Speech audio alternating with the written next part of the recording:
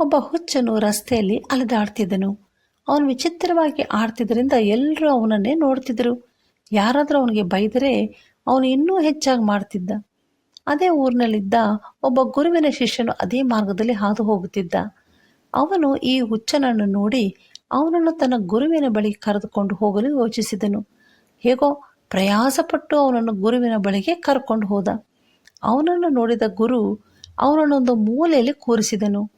ಆಹಾರ ಮತ್ತು ನೀರನ್ನು ಅವನ ಬಳಿ ಇಡುವಂತೆ ಹೇಳಿದನು. ಆದರೆ ಯಾರೂ ಸಹ ಅವನಿಗೆ ತಿನ್ನಲು ಹೇಳಬಾರದೆಂದು ಆದೇಶಿಸಿದನು. ಅವನಿಗೆ ಹಸಿದಿದ್ದರೆ ಅವನೇ ಸ್ವತಃ ತಿನ್ನಲಿ, ನಿದ್ದೆ ಬಂದರೆ ಅವನು ಅಲ್ಲೇ ಮಲಗಲಿ ಎಂದನು. ಯಾರೂ ಸಹ ಅವನಿಗೆ ಸಹಾಯ ಮಾಡಬಾರದೆಂದು ಆದೇಶಿಸಿದನು. ಸ್ವಲ್ಪ ಸಮಯದಲ್ಲಿ ಹುಚ್ಚನು ಕಿರುಚಲು ಪ್ರಾರಂಭ ಮಾಡಿದನು. ಕೈಗೆ ಸಿಕ್ಕಿದ್ದರಿಂದ ಎಲ್ಲರನ್ನು ಹೊಡಿತಾ ಹೋದ. ಆದರೂ ಯಾರೂ ಪ್ರತಿಕ್ರಿಯೆ ಮಾಡಲಿಲ್ಲ. ಶಿಷ್ಯರು ಅವನನ್ನು ಗಮನಿಸದೆ ತಮ್ಮ ಕೆಲಸವನ್ನೇ ಮಾಡುತ್ತಿದ್ದರು. ಅವನು ಏನೇ ಮಾಡಿದರೂ ಯಾರೂ ಅವನ ಕಡೆಗೆ ಗಮನ ಕೊಡಲಿಲ್ಲ. ಹೀಗೆ ದಿನಗಳು ಕಳೆದವು. ದಿನಗಳು ಕಳೆದಂತೆ ಅವನು ಸ್ವಲ್ಪ ಶಾಂತನಾದನು. ಒಂದು ದಿನ ಅವನು ತಾನಾಗಿಯೇ ಗುರುವಿನ ಬಳಿಗೆ ಬಂದು, ನನಗೆ ಧ್ಯಾನ ಮಾಡುವುದು ಹೇಗೆ ಎಂದು ಕಲಿಸ್ಕೊಡಿ ಎಂದು ಕೇಳಿಕೊಂಡ.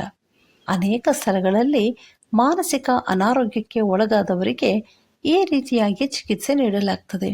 ಮಾನಸಿಕ ಬಲಹೀನತೆ ಉಳ್ಳವರನ್ನು ಯಾರೂ ಹೆಚ್ಚಾಗಿ ಪ್ರತಿಕ್ರಿಯಿಸದೆ ಇರುವುದೇ ಒಳ್ಳೆಯದು. ನಾವು ಯಾವ ವಿಷಯಕ್ಕೂ ವಾದ ಮಾಡಬಾರದು. ವಾದಕ್ಕೆ ನಮ್ಮ ಮಾತು ವಿಷವಾಗಿರುತ್ತದೆ ಮತ್ತು ಮೌನ ಔಷಧವಾಗಿರುತ್ತದೆ. ಎಲ್ಲ ಪರಿಸ್ಥಿತಿಯಲ್ಲಿಯೂ ನಾವು ತಾಳ್ಮೆಯಿಂದ ಇರಬೇಕು. ಮಾನಸಿಕ ಅನಾರೋಗ್ಯಕ್ಕೆ ಒಳಗಾದವರಿಗೆ ಮಾತ್ರವಲ್ಲ, ಎಲ್ಲ ಮನುಷ್ಯರಿಗೂ ಈ ರೀತಿಯಾಗಿ ಮಾಡುವುದು ಒಳ್ಳೆಯದು. ಜಾಣನು ತಿಳಿದಿದ್ದನ್ನು ಗುಪ್ತಪಡಿಸ್ತಾನೆ, ಅವಿವೇಕಿಗಳ ಹೃದಯವು ಅವಿವೇಕತ್ವವನ್ನು ಪ್ರಕಟಿಸುತ್ತದೆ ಎಂದು ಬೈಬಲ್ ಹೇಳುತ್ತದೆ.